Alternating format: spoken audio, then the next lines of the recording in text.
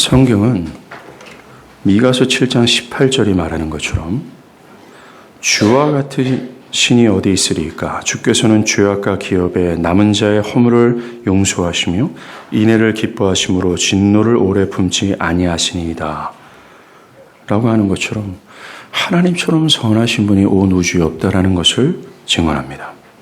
성경이 무엇을 말하는지 한 가지만 말하라 한다면 단연 이것이 될 겁니다. 이와 같은 신이 없다라는 것. 이 성경의 주요한 메시지를 담고 있는 구절 중 하나가 바로 오늘 본문입니다. 마틴 루터는 이 본문의 말씀을 다음과 같이 말했습니다. 이 말씀 안에 기독교의 모든 것이 용해되어 있다. 그 말은 의심할 여지가 없습니다. 이 본문은 기독교의 진수라고 할 수 있는 이신칭의의 교리의 위대한 진술입니다. 믿음으로 의롭다함을 얻는다는 이 이신칭의 교리는 이와 같은 신이 없도다라는 진술을 가장 극적으로 보여주는 교리라 할 수 있습니다. 이신칭의는 복음급 자체라고 할 수 있는 그리스도의 모든 사역과 그를 계획하신 하나님의 모든 경륜이 용해된 한 방울의 진행이라고 말할 수 있습니다.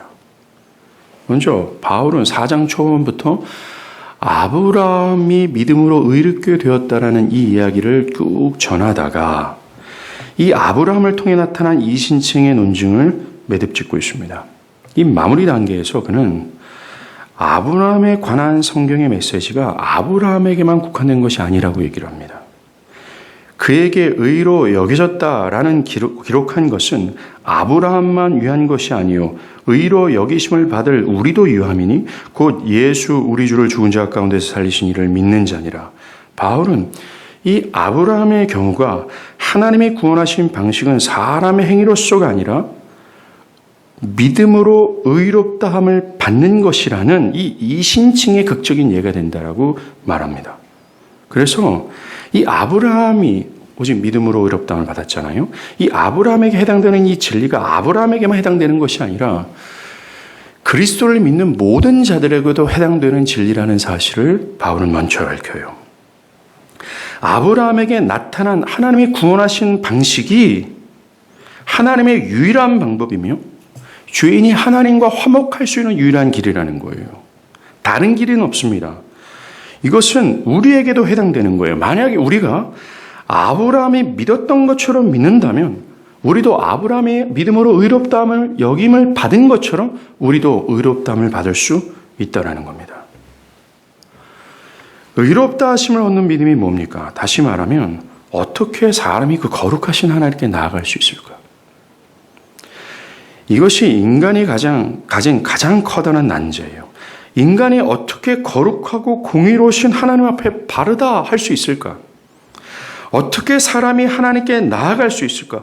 어떻게 두려움 없이 죽음을 맞이할 수 있을까? 어떻게 인간이 절망과 공포를 가지지 않고 심판을 생각할 수 있을까? 이 모든 질문을 뭉친 그 한 가지의 질문이 바로 욥의 질문이었어요. 사람이 어떻게 하나님께 의로우랴? 이 질문의 답이 개혁교회의 진수고 기독교 진리의 핵심입니다. 이것이 오늘 본문의 구절의 핵심이 되는 거예요. 뭡니까? 그 답이 바로 믿음으로라는 겁니다. 그러하게 의롭다함을 얻는 이 믿음이 무엇인가? 이 질문은 매우 중요합니다. 왜냐하면 우리는 믿음을 통하여 의롭다함을 받기 때문에 그렇습니다. 오늘 본문은 그 첫 번째로 믿음은 하나님을 믿고 하나님을 영화롭게 하는 믿음이라고 말합니다. 23절에 그에게 의로 여겨졌다 기록된 것은 아브라함만을 위한 것이 아니요 의로 여기심을 받을 우리도 유함이니 곧 예수 우리 주를 죽은 자 가운데서 살리신 이를 믿는 자니라. 여기서 바울이 말한 믿음은 그리스도를 살리신 하나님을 믿는 믿음을 말하고 있어요. 우리는 구원 얻는 믿음을 하나님과는 전혀 상관없는 것으로 여기는 경우가 있습니다. 그저 예수 그리스도를 믿으면 된다는 식입니다. 그러나 바울은 의롭다함을 얻는 믿음에 대해 하나님을 믿는 것을 말합니다. 의롭다함을 얻는 믿음은 그를 죽은 자 가운데서 살리신 이를 믿는 것이라고 하면서 하나님께서 계획하시고 아들을 통해 행하신 그 일을 믿는 믿음을 포함시키고 있어요. 그리스도의 사역은 우리를 하나님께 인도해서 그분과 화목해 하도록 하기 위한 하나님의 계획이었습니다. 그리스도의 사역 이전에 먼저 하나님의 계획이 있었다는 겁니다. 하나님은 그를 보내셔서 일을 하게 하셨고 또는 그를 십자가에서 지게 하심으로 우리가 얘기하는 이 신칭의 교리를 완성하신 분이 하나님이라는 거예요. 이것이 믿음의 출발이고 기독교의 모든 출발입니다. 기독교의 믿음은 나로부터 출발하지 않는다는 거예요. 나의 상태, 나의 감정으로부터 출발하지 않습니다.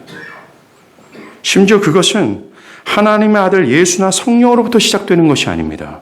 우리의 믿음의 출발은 바로 아버지 하나님으로부터 출발이 되는 거예요. 우리를 죽은 자 가운데서 살리신 이인 하나님을 믿는 믿음에서 출발하는 겁니다. 하나님의 모든 것이 시작이고 끝이 되는 거예요. 우리의 믿음의 프리즘은 태초 전부터 가 있어야 된다는 겁니다. 2000년 전이 아니라 그 2000년 전에 사건이 일어나고 그것이 계획되고 성취되게끔 할 수 있는 모든 시작이 되는 태초 전에 하나님 아버지의 마음서부터 우리는 가야 된다는 거예요. 성경이 이와 같은 신이 없다라고 소리 높여 외치는 이유가 이거예요. 나 같은 죄인을 의롭다 하시는 유일한 방법의 시작이 태초에 전에 계획하신 하나님 아버지였다. 있기 때문에 그래요. 믿음이 무엇인가? 이 두 번째 답은 이겁니다. 믿음은 그리스도가 죽은 자 가운데서 살아나신 것과 연결해서 믿는 겁니다. 일반적으로 하나님을 내가 믿는다라고 말하는 사람들이 있습니다. 정통적인 유대인이나 이슬람 교도들이나 그리고 여호와 증인 같은 사람들은 자신이 하나님을 믿는다고 말합니다. 또 특별한 종교를 갖지 않아도 교회를 다니지 않지만 하나님을 믿는다고 말하는 사람들도 있습니다. 그러나 그 믿음은 그들을 의롭다함을 여겨 구원에 이를 수 있는 믿음이 아닙니다. 구원으로 이끌지 못해요. 왜냐하면 의롭다함을 얻는 믿음은 그리스도를 죽은 자 가운데서 살리신 것과 관련하여 하나님을 믿는 믿음이기 때문에 그래요. 오늘 본문은 하나님이 그의 아들 그리스도를 죽은 자 가운데서 살리신 것에는 매우 중요하고 특별한 하나님의 메시지가 있다라고 암시합니다. 그래서 우리의 믿음이 그저 부활의 사건 자체를 믿는 것만이 아니라 그 부활 사건이 말하는 것을 믿는 것과 필연적으로 연결되어야 된다는 거예요. 그리스도가 육체적으로 부활했다는 것을 믿지 않는 한 기독교 신앙을 가질 수 없어요. 그것을 떠나서는 의롭다함을 얻지 못합니다. 자유주의 신학 진영에 있는 어떤 사람들처럼 예수가 십자가에 못 박혀 죽고 장사 지낸 후 그는 홀령으로 지금 남아있다라고 하는 것은 의롭다함을 받지 못합니다. 그가 죽고 그의 제자들이 그의 뜻을 받들어 현재 기독교 신앙이 되었다고 하는 것을 믿는 것도 결코 신앙이 아니에요. 바울은 고린도전서 15장 13절과 17절에 만일 죽은 자의 부활이 없으면 그리스도도 다시 살아나지 못하셨으리라. 그리스도께서 만일 다시 살아나지 못하셨으면 우리가 전파하는 것도 헛것이요 너희 믿음도 헛것이며 그렇다면 너희가 여전히 죄 가운데 있을 것이요. 만약 부활이 없으면 우리의 믿음, 그 믿음으로 말미암은 죄사함과 의롭다 하심이라는 이 기독교 진리의 전반 모두가 헛것이 될 수밖에 없을 정도로 이 부활한 기독교의 가장 근간이 된다라고 바울은 말합니다. 이것이 없이는 기독교도 존재할 수 없다라는 거예요. 이것을 믿는 믿음이 없으면 불가능하다라는 겁니다. 그래서 바울은 로마서 10장 9절에 또 하나님께서 그를 죽은 자 가운데서 살리신 것을 내 마음이 믿으면 구원을 얻으리라 라고 하면서 그리스도의 부활과 연결된 믿음을 강조하고 있어요. 그렇다면 하나님께서 부활을 통해서 뭐라 말씀하셨을까요? 즉 우리가 부활을 통해 믿어야 될 사안이 뭘까요? 사랑하는 여러분, 여러분들이 그리스도를 믿는다. 그래서 그 믿음으로 말미암아 내가 의롭다함을 받았다고 할 때 그 믿음이 과연 무엇인지를 한번 생각해 보시길 바랍니다. 25절이 그게 답이에요. 이 구절이 부활이 무슨 메시지가 있는지 그리고 부활을 통해 우리가 믿어야 될 사안이 무엇인지를 말합니다. 바울은 먼저 예수가 우리가 범죄한 것 때문에 내어줌이 되었다라고 얘기해요. 이게 충격적인 진술입니다. 바울은 단순히 예수가 죽었다라고 말하지 않습니다. 예수가 죽은 것은 분명한 사실입니다. 그것도 매우 처참하고 잔인하게 유린당했어요. 그러나 바울은 그렇게 단순하게 표현하지 않습니다. 그는 우리가 범죄한 것 때문에 내어줌이 되었다라고 합니다. 그는 로마서 8장 32절에도 똑같은 표현을 써요. 자기 아들을 아끼지 아니하시고 모든 사람을 위하여 내주신 이가 어찌 그 아들과 함께 모든 것을 우리에게 주시지 아니하겠느냐. 우리는 여기서 예수님이 누구에 의해서 죽음에 내어 당했는지를 알 수 있습니다. 뭡니까? 그 아들을 아끼지 아니하시고 우리 모든 사람을 위하여 내어주시니, 아들을 내어주시니가 바로 하나님 아버지였다라는 거예요. 그것도 단순히 죽였다라는 것이 아니라 그를 어떤 여분을 남겨두지 않을 정도로 모두 내어주셨다라고 말합니다. 충격적이죠. 더 충격적인 사실은 우리가 범죄한 것 때문에 내어줌이 되었다라고 하는 바로 앞문장이라는 거예요. 하나님 아버지가 그의 아들을 죽음에 내어주셨는데 우리의 범죄한 것 때문이라고 얘기합니다. 범죄함이 뭐예요? 반역과 불순종을 의도했다라는 말입니다. 왜 독생자이신 그분이, 온 우주의 주인이신 그리스도께서 죽어야 했어요? 왜 십자가에서 그런 처참한 죽음에 내어 당하셨습니까? 바울은 그것의 답으로 우리의 범죄한 것 때문이라고 얘기합니다. 그는 반역과 불순종으로 하나님을 모욕한 자를 위하여 내어줌을 당하셨습니다. 그리고 바울은 범죄한 자가 누구인지를 명확하게 지적해요. 우리라고 얘기합니다. 즉 아브라함과 같은 믿음을 가진 신자들을 향하여 우리라고 얘기하며 우리 모두가 범법자라고 바울은 지적하고 있습니다. 사랑하는 여러분, 여러분들이 정말 그리스도의 부활과 연결해서 참되게 믿음을 가졌다면 여러분들은 바울과 같은 자기 정체성을 가지고 있을 것이 분명합니다.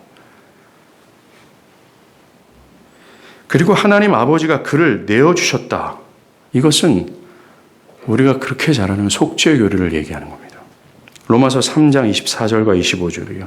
그리스도 예수 안에 있는 속량으로 말미암아 하나님의 은혜로 값없이 의롭다 하심을 얻는 자가 되었느니라. 이 예수를 하나님이 그 피로써 믿음으로 말미암는 화목제물로 삼으셨으니 이는 하나님께서 길이 참으시는 중에 전에 지은 죄를 간과하심으로 자기의 의를 나타내려 하심이니. 하나님은 범죄한 우리를 위해 그를 화목제물로 세우셨어요. 즉 우리가 받을 모든 죄의 형벌을 그가 담당하도록 그를 세우셨다라는 겁니다. 그것을 위해 하나님은 우리의 모든 죄와 허물들을 그에게 다 옮기셨습니다. 그리고 내가 받을 하나님의 형벌과 진노를 그가 대신 다 받게 하셨어요. 특별히 성경은 우리가 치루해야 될 어떤 형벌과 진노의 값이 남기지 않도록, 하나라도 남기지 않도록 모두 다 그리스도가 받으셨다라고 얘기합니다. 그 결과 아브라함의 믿음을 가진 신자들은 더 이상 죄인으로서 서지 않게 된 거예요. 정말로 하나님은 우리의 모든 죄악을 그에게 담당시키셨습니다. 그리고 우리가 받을 심판을 심판을 위해 그를 내어주셨어요. 이것이 하나님 아버지의 뜻이라는 사실을 예수께서 잘 아셨기 때문에 예수님은 자주 자신이 십자가에 가셔야 된다라고 말했습니다. 또한 자신이 그것을 위해 오셨다라고 말해요. 우리가 한 달 동안 쉬고 있죠. 요한복음을 보고 있지만 그 요한복음 전체의 가장 중요한 메시지, 예수님께서 하는 모든 말씀의 의도의 뒤편에는 이것이 숨어져 있어요. 예수님은 자발적으로 복종하셨습니다. 아버지의 뜻이 범죄한 우리 때문이라는 사실을 알기에, 또한 그것이 자신이 죽음으로 말미암아 그것이 해결된다는 사실을 알기에 그는 자원하면서 이 하나님의 뜻에 복종했어요. 그래서 우리의 범죄함을 짊어지신 분이 예수 그리스도라고 말할 수 있습니다. 신자가 믿는 것이 바로 이거예요. 하나님의 아들이신 예수는 죄를 처리하는 유일한 길이었기에 그는 기꺼이 죽으셨습니다. 그리고 하나님은 아들의 죽음으로 우리의 모든 죄를 해결하셨고, 하나님은 그 아들의 죽음으로 죄인과 화목하게 되셨다는 겁니다. 이어서 바울은 25절 후반부예요. 또한 우리를 의롭다 하시기 위하여 살아나셨느니라 라고 말합니다. 어떻게 보면 이게 정말 난해한 구절 중에 하나가 될 수 있어요. 주님의 죽으심으로 말미암아 의롭다함을 받았다라는 것은 어느 정도 설득이 되는데 그의 살아나심으로 말미암아 우리가 의롭다함을 얻었다라는 것, 그리스도의 부활과 의롭다 여김을 받는 것이 잘 매칭이 되지 않아요. 이것이 왜 그런지 한번 보겠습니다. 부활은 하나님께서 자기 아들이 십자가에서 행하신 역사를 완전히 만족해 하신다는 사실을 천명한 사건입니다. 우리 주님이 십자가에서 마지막 하신 말씀이 있죠. 다 이루었다 라고 하셨고 그 다음에 장사 지냈습니다. 그래서 그것을 목격한 그를 따랐던 사람들은 정말 이게 끝이구나. 우리는 저 나사렛 예수가 우리를 구원할 구속자라고 알았는데 이제 정말 끝이었구나 라고 말입니다. 그러나 그는 다시 살아나셨어요. 하나님께서 그를 죽은 자 가운데서 다시 살리셨습니다. 그리고 하나님은 이 부활을 통해서 매우 특별하고 중요한 소식을 우리에게 말씀하십니다. 뭡니까? 3일 전에 십자가에서 죽은 예수가 우리의 죄를 대신해서 심판을 당하셨다고, 하나님께서 그를 온전히 받으셨으며 죄인들을 정죄하는 그 율법의 보응은 이제 다 충족되었다라고 선언하시는 거예요. 만일 그가 다시 살아나지 않았다면, 만일 하나님이 그를 다시 살리지 않았다면 예수의 죽음은 아무런 의미가 되지 않는 겁니다. 그의 죽음은 아무런 의미가 되지 않아요. 대속의 죽음도 아니어서 우리의 죄책에 대한 심판은 여전히 남아있을 수밖에 없고, 우리를 정죄하는 율법의 정죄는 시퍼렇게 우리를 노리고 있을 뿐입니다. 그냥 그의 죽음으로 정말 모든 것이 끝났다고 밖에는 말할 수 없다라는 거예요. 그러나 우리 주님은 다시 살아났습니다. 그리고 하나님은 부활을 통해서 그의 죽음이 어떠한 의미가 있는 것인지를 명백하게 밝히셨어요. 아니요.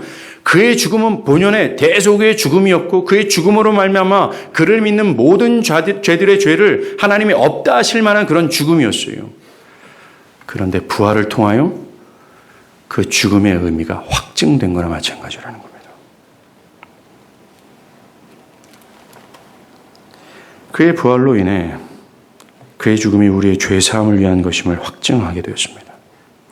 그의 부활로 인해 우리가 더 이상 죄에 대한 정죄를 받지 않고 영원 무궁하도록 의롭다함을 받을 수 있는 것이 확인이 됐어요.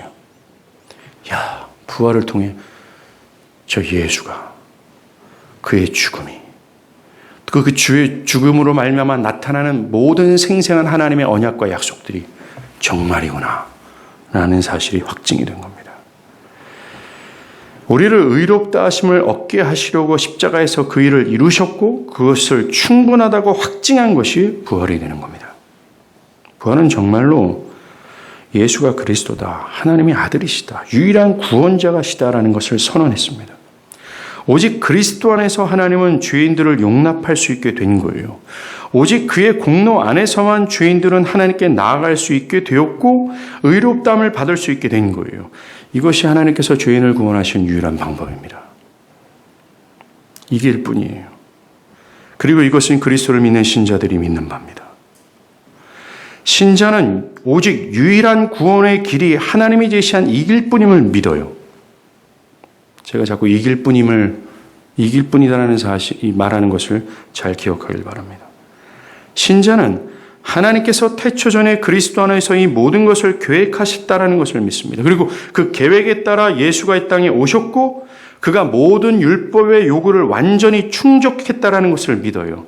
그리고 하나님께서 우리의 모든 죄의 허물을 그에게 옮기셔서 우리가 받아야 될 모든 심판을 그에게 쏟아부으시는 것으로 말미암아 우리의 어떤 죄의 부응이 다 사라졌다는, 완전히 처리되었다라는 것을 또한 믿습니다. 그리고 부활을 통해 하나님께서 그 모든 것을 받으셨고 만족하셨다라는 것을 또한 믿어요. 이것이 기독교가 말하는 믿음입니다. 기독교가 바로 믿는 바가 바로 이 믿음이에요. 이것이 죄인을 그리스도인 되게 하시는 길이라는 겁니다. 믿음은 여러분의 구원이 여러분의 선한 행위나 종교적 열심에 있지 않다고 말하고 있어요. 여러분의 모든 것을 부정하는 겁니다. 여러분들이 꼬박꼬박 주일 성수하는 것들, 또 여러분들이 헌금 낸 액수들, 또는 여러분들이 종교적인 어떤 헌신들 또는 도덕적인 모든 삶들을 모두 다 부정하며 오직 죄인이 신자가 될 수 있는 유일한 길은 오직 믿음뿐이라고 얘기를 합니다. 우리는 지금까지 믿음이 뭔지를 얘기했어요. 부활을 통해서 하나님께서 말하는 그 메시지가 어떤 것인지, 우리가 무엇을 믿어야 되는지를 우리는 지금까지 들었습니다.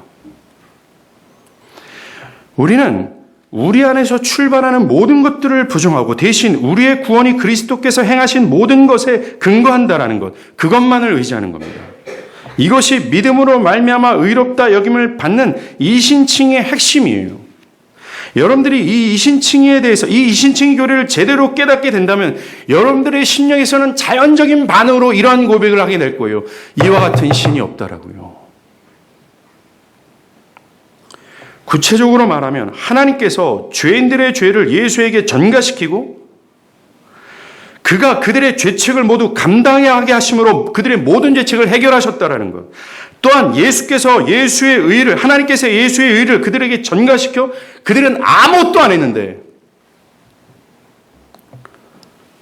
전가시켜 예수의 의를 그들의 것으로 여겨주셨다는. 그리고 예수께서는 예수를 믿는 모든 자들을 누구나 하나님 보시기에 의롭다 선언하신 거예요. 이것이 믿음으로 의롭다함을 여겼다라는 것의 의미입니다. 그죠? 그리스도께서 행하신 것을 믿었을 뿐인데 그것을 의지했다라는 이유 하나 때문에 자신들의 죄를 위해 어떤 수고나 대가를 지불하지 않았음에도 그저 예수를 바라보고 붙잡았다는 이유로 하나님이 영원토록 죄 없다 하실 뿐만 아니라 완전하다고 여기셨다라는 거예요. 그리고 신자는 이 진리를 믿습니다. 그리고 자신이 그리스도 안에서 하나님의 자녀가 되었다는 사실도 믿습니다. 기독교의 믿음은 자신의 죄를 자각했으며 자신의 복음과 율법의 선명한 선을 깨달았으며 자신이 종교적으로 매우 성장했다는 사실을 근거로 하는 믿음이 아니에요. 구원받기 위해서는 어떤 것이 선행돼야 되고 선행되는 것을 내가 했다라는 근거로 하는 믿음도 아닙니다. 믿음은 우리가 앞에서 살펴본 바대로 하나님께서 그리스도 안에서 행하신 그 모든 일과 그 일로 나타난 하나님의 구원의 방법을 의지하고 믿는 거예요. 뭡니까? 하나님께서 계획하신 그 모든 것을 그리스도가 십자가에서 성취했잖아요. 하나님은 이 성취한 이것을 근거로 해서 구원하는 방법을 하나를 설정하셨어요. 이것이 이 십자가와 부활이 말하는 이것을 믿는 자들은 의롭다함을 받는다라는 것. 이것을 믿는 것이 바로 믿음이라는 겁니다. 여러분에게 다른 것을 요구하지 않아요. 성경은 오직 믿음으로 말미암아라고만 말합니다. 앞에서 질문한 사람이 하나님 앞에서 어떻게 의로우냐라는 답이 이거예요. 사랑하는 여러분, 수많은 옛 고행자들은 하나님 앞에서 내가 바르게 서기 위하여 하나님 앞에 의롭다 칭함을 받기 위하여 온갖 고행과 수고와 열심을 다 했어요. 그런데 하나님은 그것을 보고서 너는 하나님 앞에서 의롭지 않다라고 하셨어요. 믿음뿐이라는 겁니다. 이런 믿음의 실제적인 모델로 서 있는 것이 아브라함이에요. 아브라함은 보세요. 그는 아들을 주시겠다라고 하나님의 약속을 믿었습니다. 오직 하나님의 말씀만을 전적으로 의지하고 행동했어요. 자신의 불가능한 모든 상황을 물리치고 그는 그것을 믿었습니다. 하나님께서 하신다면 능치 못할 일이 없다라는 사실을 확신하고 또 확신했어요. 그리고 그것에 입각해서 그는 믿음의 행동을 보였습니다. 그것에 입각한 삶을 살았다라는 거예요. 그러하기에 믿는 모든 자들 또한 그와 같아야 된다는 거예요. 즉 자신이 예수의 죄사함과 의의를 받지 못하는 자라는 이 현재적 사실, 자신은 구원받을 어떤 자격이 없다는 현재적 사실을 물리치고 하나님이 예수 안에서 행하신 그 일을 믿는 겁니다. 그리고 그 믿음에 입각해서 사는 거예요. 뭡니까? 아브라함처럼 전폭적으로 하나님을 의존하고 하나님 앞에서 나 없다 하며 겸손하며 보이지 않는 하나님을 기뻐했던 아브라함처럼 사는 겁니다. 사랑하는 여러분, 약한 믿음은 강한 믿음이든 이러한 요소는 기필코 있기 마련이에요. 그렇지 않다면, 만약 이것이 없다면 그건 전혀 기독교 신앙이 아닙니다. 그러하게 신자는 아브라함처럼 그리스도를 믿는 믿음으로 의롭다함을 갖게 하신다는 약속을 확신하고 의지하는 사람들이에요. 혹시 여러분들 중에 그리스도를 말미암는 이 구원이 선뜻 믿어지지 않는 분들이 있다면, 그런다 할지라도 여러분은 나의 죄사함을 위해 십자가에서 죽으시고 부활하신 그리스도를 믿어야 됩니다. 왜요? 이길 뿐이기 때문에 그렇습니다. 신자는 자기의 신앙적 행위나 도덕적인 삶이나 다른 것으로 의롭다함을 얻기 위한 노력들을 중단하는 사람들이에요. 아, 그거로는 안 되는구나라는 사실을 절절하게 깨닫는 사람입니다. 자신으로부터 어떤 의도, 선도 나올 수 없음을 처절하게 깨닫는 자들이에요. 자신의 수고와 노력 모두를 부정하고 오직 그리스도만을 의지하는 자들이라는 거예요. 혹시나 여전히 여러분들 자신을 보고 있지는 않습니까? 여러분이 행한 선한 행위를 자랑하고 있지는 않습니까? 혹시나 여러분의 형편없는 산 때문에 의교소침하며 자기가 구원에서 떨어져 나갔다고 여기지는 않습니까? 여러분을 보고 있지 않습니까? 그리고 여러분은 여러분의 믿음이 여러분을 구원했다고 믿지는 않습니까? 결코 우리의 믿음이 우리를 구원할 요소가 아니라는 것을 기억하십시오. 우리의 구원의 근거는 모두 하나님과 그리스도의 공로에 있어요. 만약 그리스도의 공로를 바라보지 않거나 그것을 의지하지 않는다면, 또한 그것으로 자랑하거나 의기소침해 있다면 결코 신자가 아니라는 것을 기억하십시오. 왜냐하면 신자는 오직 그리스도의 공로만을 바라보는 자이기 때문에 그래요. 그것만을 자랑한다는 겁니다. 오직 기독교 신앙은 오직 예수만을 바라며 어떤 것에도 그 누구도 바라지 않는 것이 믿음이라는 거예요. 마치 눈먼 장님 바디메오가 이 세상의 의술도 포기하고 나의 모든 것도 다 포기하고 오직 나사렛 예수 한 분만을 붙잡고자 소리친 것처럼 오직 그리스도의 공로만을 인정하고 그것만을 붙들고자 하고 자신의 모든 것을 다 부정하는, 이것이 바로 믿음이라는 사실을 기억하길 바라요. 신자는 아브라함과도 같습니다. 아브라함 100세가 됐죠. 자기 몸이 죽은 것도 알아요. 사라의 태가 죽은 것도 압니다. 그러나 그는 여전히 믿음이 약해지지 않았습니다. 자기가 99세가 됐어요. 사라가 생리적으로는 불가능한 시점에 아들을 낳게 될 것이라는 하나님의 말씀을 그는 그 시점에도 믿었습니다. 신자는 이와 같아요. 신자는 나의 모든 불가능한 현재적 사실, 반복적으로 죄를 짓고 죄를 향하는 탐욕과 여전히 자기 영광을 추구하는 욕망에 사로잡혀 있는 이 현실적 자기 상태 속에서 믿음이 약해지지 않습니다. 하나님의 말씀을 의지하고 믿는 자들이에요. 하나님이 그 아들에서 약속하신 것을 말이죠. 그들은 자신들의 죄로 말미암아 구원이 조금 삭감되었다느니, 내가 그 구원에서 떨어져 나갔다느니라는 사실을 인정하지 않습니다. 그들은 자신들의 불가능한 처지, 죄악된 현실적 지금의 상황들을 있음에도 불구하고 아브라함처럼 여전히 그를 믿어요. 참으로 뻔뻔스럽고 파렴치하다는 것을 확실하게 알면서도 여전히 그 약속을 붙드는 자들입니다. 이것이 의롭다함을 얻게 된다는 믿음이에요. 과거와 현재, 이 죄와 죄스러움, 정말 실은 나의 죄됨의 생각과 내면을 알매도 불구하고 그리스도 안에서 하나님께서 약속하신 것을 믿는 겁니다. 의롭다함을 얻는 믿음은 우리로 하여금 자기의 약함과 자기의 타락하기 쉬운 것과 연속적인 실패를 알고도 하나님의 말씀을 믿게 하는 거예요. 사랑하는 여러분, 하나님께서 오직 믿음으로만 사람들을 구원하시겠다는 이 한 가지 방법을 설정한 이유를 아시겠습니까? 왜요? 우리는 우리의 행위나 우리의 모든 것들을 통해서, 어떤 것들을 통해서 하나님을 기쁘게 할 수 없으며 그 율법의 요구를 충족시킬 수 없기 때문에 그래요. 그래서 그 선하신 하나님은 오직 믿음이라는 것을 가지고 하나님은 약속하셨다니, 그리스도의 자신의 아들을 죽이시면서까지, 그를 부활시키면서까지 그것 안에서 약속하셨다는 거예요. 우리가 구원을 받을 수 있는 유일한 길은 율법의 요구를 우리가 애써다 충족시키는 길도 아니라, 그건 불가능하죠. 믿음이라는 것을 기억하시길 바랍니다. 바울이 이것을 말하기 위해 아브라함의 예를 지금까지 든 거예요. 4장 초반부터. 그러기에 우리는 아브라함을 기억하면서 용기를 가져야 되는 거예요.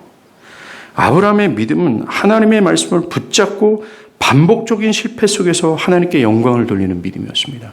특히 나 같은 것을 하나님께서 택하셔서 믿음 하나로 나를 의롭다 여기시다니 참으로 놀랍더라고요. 하나님을 밥 먹듯 반역하고 자기 먹고 살고자 아내를 버리고 하나님의 약속을 버린 자를, 또한 이렇게 나이를 먹어 불가능한 나에게 약속을 능히 이루실 수 있는 분임을 믿은 거예요. 저와 여러분의 믿음은 반드시 이와 같아야 된다는 겁니다. 철저히 자기를 부정하고 그리스도 안에 있는 하나님의 의롭게 하시는 방법을 믿고 붙잡는 거예요. 그것을 의지하고 또 믿는 겁니다. 사랑하는 여러분, 우리는 자꾸만 나의 죄 때문에, 나의 부정한 삶 때문에, 나의 영적인 게으른 삶 때문에 라고 하는 식으로 해서 그리스도 안에서 약속하신 그 하나님의 영광스러운 은혜를 훼손시키고 있다는 사실을 압니까? 하나님은 뻔히 우리를 아시고 우리의 행위가 끝도 없이 실패할 걸 뻔히 아심에도 아셔서 이 믿음이라는 이 구원의 방법을 설정했음에도 불구하고 우리는 믿음을 제껴버리고 내가 뭔가 했는데 실패한 것 때문에 낙망하고 죄의식 속에서 허덕이고 있다는 거예요. 여러분이 아무리 나는 정말 흉측한 죄인이었습니다라고 고백해도 아무런 소용이 없어요. 내가 내 죄를 깨닫고 두려워하고 절망하고 슬퍼해봤자 아무 소용없습니다. 믿기를 좋아한다고 해놓고 그러나 라고 하면서 허무맹랑한 소리를 떠들어낸다 해도 결코 신자가 될 수 없어요. 그리스도인은 맞습니다. 나는 절망스럽고 무서운 죄인입니다. 그럼에도 불구하고 저는 예수로 인해 하나님 앞에서 의로운 자로 서 있습니다라고 말하는 사람이에요. 우리는 과거와 현재의 죄악을 보고 있을 수 있어요. 그것 때문에 부끄럽고 수치스러움을 느낄 수도 있습니다. 그래서 마귀는 그것을 통해서 야, 네가 그리스도인이냐? 야, 네가 이렇게 범죄해놓고서 너가 정말 그리스도인이라고 말할 수 있느냐? 라고 정죄해요. 그때 신자가 이렇게 대답합니다. 신자는 율법에 의해서 정죄하는 이 마귀의 모든 것들을 다 수용해요. 그래, 네 말이 맞다. 내가 율법으로는 하나님 앞에서 여전히 범죄한 자임이 분명히 맞다. 그러나 나는 그리스도를 믿는 믿음으로 말미암아 모든 율법의 요구에서 자유케 되었다. 그리고 나는 믿음으로 말미암아 이 모든 율법을 충족시킨 그리스도의 의를 가졌고 하나님은 믿음으로 이 의를 내 것이라고 여겨지고 있다. 이놈들아 라고 하면서 선언하는 것이 바로 믿는 신자의 맞대응이라는 거예요. 정말로 믿음이란 지옥에서부터 끓어오르는 이 정죄의 소리, 내 내면 안에서 유동치는 모든 정죄의 음성에 대항할 확신이 바로 믿음이 되는 거예요.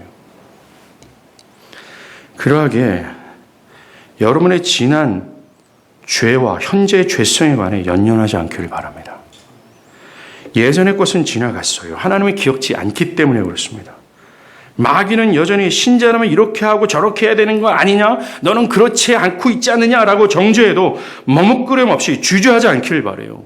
모든 율법에서 우리를 자유케 되었다라는 겁니다. 그리스도께서 그것 때문에 십자가에서 죽은 거고 그것 때문에 고통의 짐을 짊어진 거예요. 만약에 우리가 이 마귀의 정죄와 참소로 말미암아 주저하고 또는 그것으로 말미암아 우리의 영적인 템포가 조절된다면 우리는 2000년 전에서 그 큰 고통 가운데 죽임을 당한 그리스도의 공로를 훼손하는 것이고 또는 조롱하는 것이 될 수밖에 없다는 거예요. 여전히 나는 하나님을 믿는다. 내가 비록 약하고 절망적이고 부패해 보인다 해도 나는 힘이 없지만 하나님은 능치 못할 일이 없다. 나는 하나님이 나 같은 자라도 그리스도의 공로 안에서 나를 새로운 피조물로 만들 자임을 나는 믿는다. 라고 말하는 거예요. 여전히 우리 내면에는 그래도 무엇을 해야 되는 것 아닙니까? 좀 죄를 이겨나가는 삶을 살아야 되는 것이 맞지 않습니까? 그래도 종교적인 열심을 보여야 되는 것 아닙니까? 여전히 그리스도께서 행하신 그 공로와 그 공로 안에서 분명하게 약속하신 그것이 있음에도 불구하고 우리는 다른 무엇으로 하나님 앞에 의롭다 여김을 받으려고 발버둥치고 있지 않을까 한번 돌아보길 바랍니다. 믿음은 결코 염치 없는 교만이 아닙니다. 믿음은 절대적인 겸손이에요. 왠지 아세요? 믿음은 자신의 모든 것을 부정하기 때문에 그렇습니다. 내 공로도 드러나야 될 어떤 사안이 아님을 알아요. 나의 수고도 도덕적인 삶도 나의 행위도 내 안에서는 어떤 의도 없다라는 사실을 철저하게 부정하는 것이 근간이 되어 있어요. 믿음은. 그리고 믿음은 온전히 나를 다 부정하고 그리스도의 공로만을 바라보기 때문에 그렇습니다. 이것은 절대적인 겸손입니다.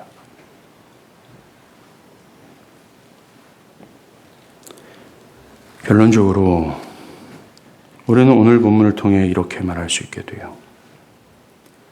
이와 같은 신이 없도다. 자신을 반역한 자를 위해 자신의 하나밖에 없는 아들을 내어줄 만큼 긍휼과 자비가 풍성하신 신이 어디 있습니까? 죽음으로 내어줌이야말로 이와 같은 신이 없다라는 메시지에 강력하고도 극적인 신뢰가 되는 거예요. 온 우주에서 이와 같은 이가 어디 있습니까? 이처럼 긍휼과 자비가 풍성한 분이 없어요. 어떻게 범죄한 자를 위해 아들을 내어줄 수 있겠습니까? 그리고 우리의 행위로는 도저히 구원의 방법을 찾을 수 없기에 오직 그리스도를 통해 그리스도를 믿는 믿음으로만 구원의 방법을 찾으신 하나님이세요. 이런 신이 어디 있어요? 믿음을 통해 그리스도께서 행하신 공로와 의를 거저주신 분이 어디 있습니까? 믿음 이후에도 어떠한 죄도 묻지 아니하시고 심판을 거두시는 신이 이와 같은 신이 어디 있겠습니까? 우리는 어떠한 개인에게 엄청난 은혜를 베풀었어요. 때로는 큰 물질을 주기도 했고요. 때로는 나의 큰 시간과 아끼고 소중한 이 시간을 부어줄 때도 있습니다. 이렇게 은혜를 베푼 이 사람이 나를 반역하거나 나에게 못된 짓을 할 경우에 우리는 금세 얼굴이 바뀌어 그를 증오하고 그에게 진노를, 그 화를 퍼부어대죠. 그러나 하나님은 믿은 이후에도 그 아들의 죽음으로 약속한 그 믿음 안에 나타난 그 하나님의 은혜를 여전히 저버리지 않고 베푸세요. 이와 같은 신이 어디 있어요? 오직 천재주시신 여호와 하나님 한 분뿐이십니다. 우리는 이런 하나님 앞에서 입을 다물고 복종해야 되지 않겠습니까? 나의 마음과 뜻과 정성을 다해서 하나님을 사랑해야 되지 않겠습니까? 그리고 그를 위해 사는 것이 마땅하지 않겠습니까? 저는 지금 이 복음에 나타나는 적용, 이 복음이 나타나는 열매를 말씀드리고 있어요. 정말 여러분들이 믿는다면 나의 달려갈 길과 나의 사명을 마치려 하면 나의 생명을 조금도 아끼지 않겠다고 말한 이 바울의 삶을 뒤따라야 되는 것이 마땅하지 않겠습니까? 일신의 자존심 때문에 나의 헛된 의 때문에 그의 영광을 훼손하면 되지 않겠습니까? 그리고 죄 없다 하신 그의 은혜를 오용해서 죄 가운데 살아도 괜찮다 말하지 말고 죄와 싸우길 바랍니다. 정말 아브라함처럼 믿음의 삶을 사는 여러분들 되길 바랍니다. 기도하겠습니다.